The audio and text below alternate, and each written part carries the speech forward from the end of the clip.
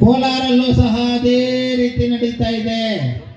ಎಲ್ಲಾ ಕೆಲಸ ಕಾರ್ಯಗಳು ಅಲ್ಲಿ ನಡೀತಾ ಇವೆ.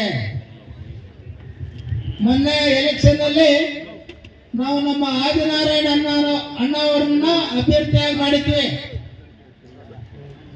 ಕಾರಣಾಂತರಗಳಿಂದ ಸೋಲನ್ನು ಅನುಭವಿಸಿದ್ದೀವಿ. ಮುಂಬರುವ ಎಲೆಕ್ಷನ್ ಅಲ್ಲಿ ಆದಿನಾರಾಯಣನ್ನ ಅವ್ರನ್ನ ಕ್ಯಾಂಡಿಡೇಟ್ ಮಾಡೋದಂತೂ ಶತಸಿದ್ಧ. 100ಕ್ಕೆ 100 ಕ್ಯಾಂಡಿಡೇಟ್ ಆಗ್ತಾರೆ. ಈಗಲಿಂದ ನೀವು ನಿಮ್ಮ ಸ್ನೇಹಿತರನ್ನ ಅಂದ್ರೆ ಹೆಣ್ಣು ಮಕ್ಕಳನ್ನ ಕೆಲವರ ಮನಸ್ಸನ್ನು ಪರಿವರ್ತನೆ ಮಾಡಿ ನಿಮ್ಮ ಕಡೆ ಅವರನ್ನ ಒಲವು ತಗೊಂಡು ಮುಂಬರುವ ಎಲೆಕ್ಷನ್ ಅಲ್ಲಿ ಆದಿನಾರಾಯಣ ಅವ್ರನ್ನ ಹೆಚ್ಚಿನ ಬೆಂಬಲದೊಂದಿಗೆ ಗೆಲ್ಲಿಸ್ತೀರಿ ಅಂತ ಹೇಳಿ ನಂಬ್ತಾ ಇದ್ದೀವಿ. ಅದರಂತೆ ನಾಳೆ 8ನೇ ತಾರೀಕು ಮಡಿಲು ತುಂಬುವ ಕಾರ್ಯಕ್ರಮವನ್ನು ಅಣ್ಣವರು ಆಯೋಜಿಸಿಕೊಂಡಿದ್ದಾರೆ.